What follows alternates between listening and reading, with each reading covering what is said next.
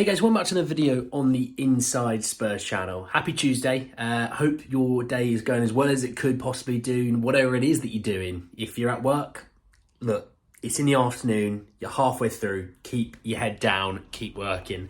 If you're out playing golf, then I wish I was with you. And if you're out at the pub, I wish I was with you as well. And if you're doing both of them today, I'm very jealous.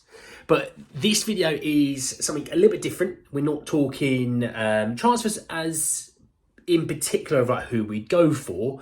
We're not talking about match day previews or reviews. We're talking about ownership. Okay. Now, this topic is something that I've talked about months ago, actually, about, you know, people investing in Spurs and things like that. This is something that I talked about in a previous video about how, you know, Twitter kind of blew up after finding out that the Qatari bid to buy Manchester United was actually pulled off the table. And we do have a bit of an update. I do want to talk about it. It's definitely a hard topic to talk about in terms of if you want them or not. But I also want to talk about what their plan was at Manchester United and how their plan could be maybe a little bit easier achieved at Spurs. You'll understand why. But let's talk about the headline first. And it comes from the Mirror, who have put out Qatari banker Sheikh Jassim bin Hamad Al Thani. I hope I said that correct. I don't know. Don't shoot me if I haven't. Could turn his intentions to investing in Tottenham after withdrawing from the process to buy Manchester United. So, to give you an idea, the Qatari bid was to buy 100% of Manchester United, cash bid, no instalments. The idea was to buy the club and to also clear the debt that Manchester United have. Manchester United do have a lot of debt. So to basically leave the Glazers and the board, shareholders, whatever, with money, not having to repay for any debts, they'll clear it. So a very, very credible offer, to say the least.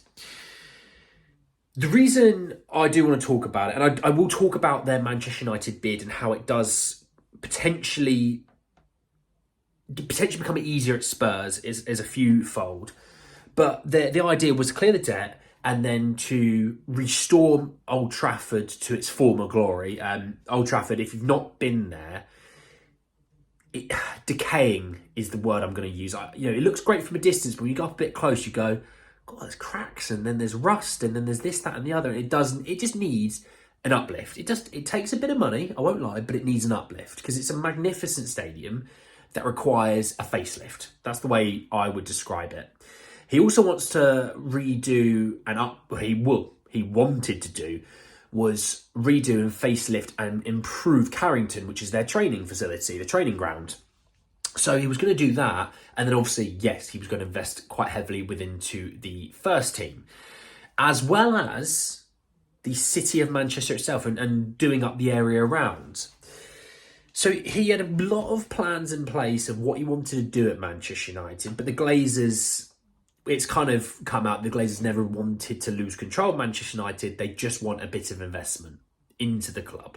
They're happy to sell into the future, but in reality, they want more than what was offered right this second from the Qataris. And the Qataris didn't want to bid any more than 5 billion, which, if they don't, completely understand why. They're already clearing the debt, which is the debt that the Glazers gave Manchester United. They're going to do up Old Trafford, which the Glazers haven't done, and kind of let it run down. They want to do up Carrington. Glazers haven't let that sort of become a bit obsolete, and then invest in the first team. These are all things, that they want to do, completely opposite of what the Glazers have done. But the reason why I find it very interesting is when you compare it to Spurs' situation. Now, you talk about £5 billion bids. I kind of went and did some research as to how Spurs are valued at the moment. And Forbes of mid-May 2023 said that Spurs were valued at 2.3 billion. And I did see a valuation from mid-June. So we're talking obviously a month afterwards, valued about 2.4. So somewhere between 2.3 and 2.4, I think, is a fair valuation of the first team. The club. So you think, let's call it 2.5 billion, right? So with 2.5 billion being put on as Spurs' valuation, you've then also got the fact that, yes, we do have debt. and I did some research into kind of what the debt is. And this was actually a bit harder to find than you would think, right? You think, whack it into Google, what's the debt? Debt is bosh, right? Doesn't really work that way. We've got reports from mid-May that it's 853 million. We've got other ones that it's 637 million, but I'm going to probably go on the middle of that, and let's say it's about 800 million. Let's say if they wanted to buy the club, we'll clear the debt as well. If you're offering 5 billion for Manchester United, right, you still got to do up this training ground. You still got to do up the stadium. Then you've got to clear the debt. You're talking about serious levels of money to do those three things. Because Manchester United, if you don't know, Manchester United are heavily in debt, just as Spurs are. But let's say it's 2.5. It's 800 million for the debt. Call it 3.5 billion. You don't have to do the stadium.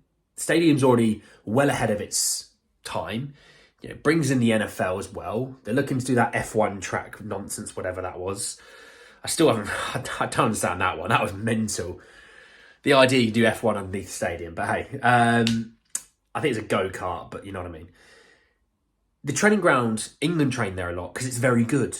So you're looking at two things. Well, you've already got stadium, training ground, sorted. Off it goes. You've got connections to America through, the American football, the F1 side of things. That's going to bring in new avenues of, investment. You get loads of concerts at the Spurs Stadium, loads of concerts. So all these things tick themselves off. If you clear the debt and you say, we'll have Spurs, we'll clear the debt as well, it's all there in place to kick off. And I said it in the other videos that when Newcastle were taken over, they were staring at the Championship. They were staring at getting relegated. Obviously now they're in a fantastic position and Eddie Howe's done a magnificent job. Investment or not, Eddie Howe still has to coach the guys. The way I look at it, yes, there's been loads of money in there, but he has to still do a job, and Eddie's done a fantastic job. And Newcastle have had a fantastic trajectory under the Saudi Arabia owners.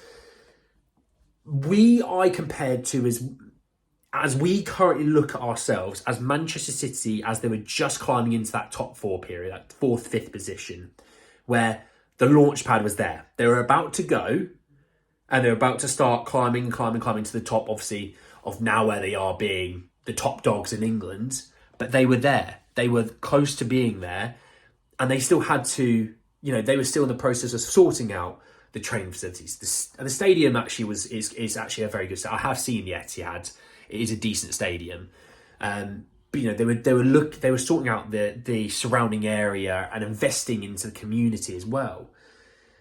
I just think, yes, we're probably a better proposition than you think is the way I'd sum it up. Now, the way I would look at is the Qatari situation a good thing for us?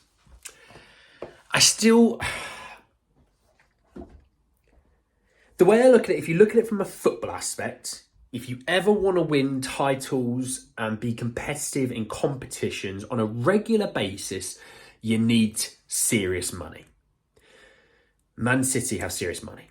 Newcastle have serious money. Aston Villa has more money than you think. Chelsea have been splashing the cash.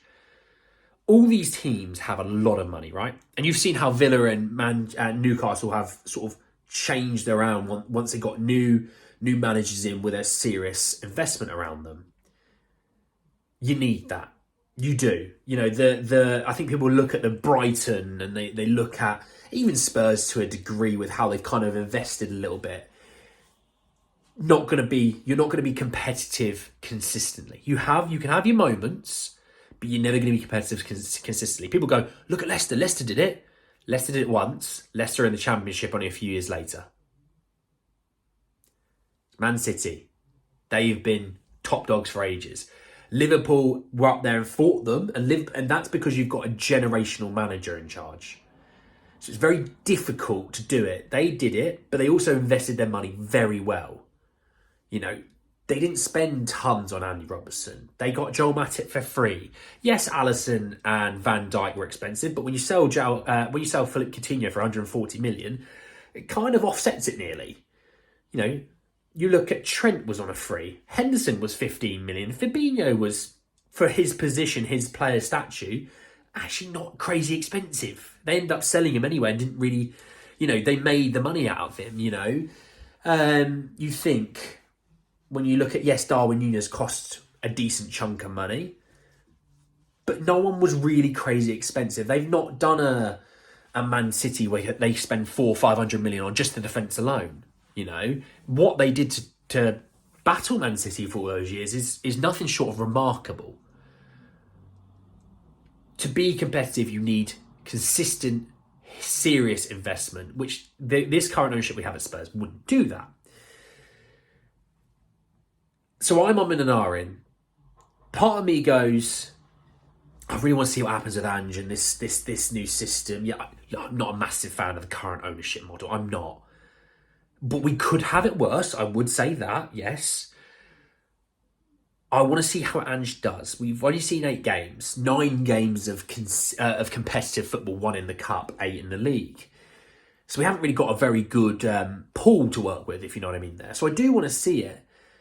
Would I love to see some minority investment into the club? Absolutely. I'm all for that. And I think a lot of Spurs fans are all for that. If you can get a minority investment in there, raise a few hundred million, goes into the first team, whatever it is like that, absolutely. But I think a lot of the owners as well are starting to hold on to the clubs because they go, the new TV rights are coming up soon. The clubs are going to take another step up in valuation. We won't ever... I mean, I know there was rumours that Daniel Levy wanted 4 billion, and I can understand why when you've got the stadium and training facility that we have. 4 billion is a little bit of a stretch. But I don't see it being unfeasible. Would I want the Qataris, though? I'm still undecided. Football in me goes, yeah, I'd love the ability to spend. I just don't know. But do you know what? I don't see it happening for a little while yet, but I think a minority investment potentially could be a shout. I do think so.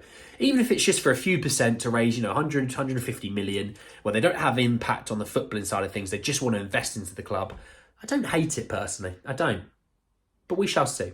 But guys, that's the end of the video. Just a bit of a different one talking about ownership. I don't know if you like it or not. Drop a like on the video if you did. Hit me in the comment section below around your views around the Qataris. Would you want them? If you do, what do you see maybe the plan happening? If you don't, would you be on the board that I'm on in terms of minority investment might not be a bad thing to raise a little bit of money? Let me know what you think in that side of things as well. Subscribe to the channel if you are new. Welcome if you are new. I'm happy to have you along for the journey. And hit the bell notification for more. But anyway, guys, that's the end of the video. And I'll see you all very, very soon. Take care, lads.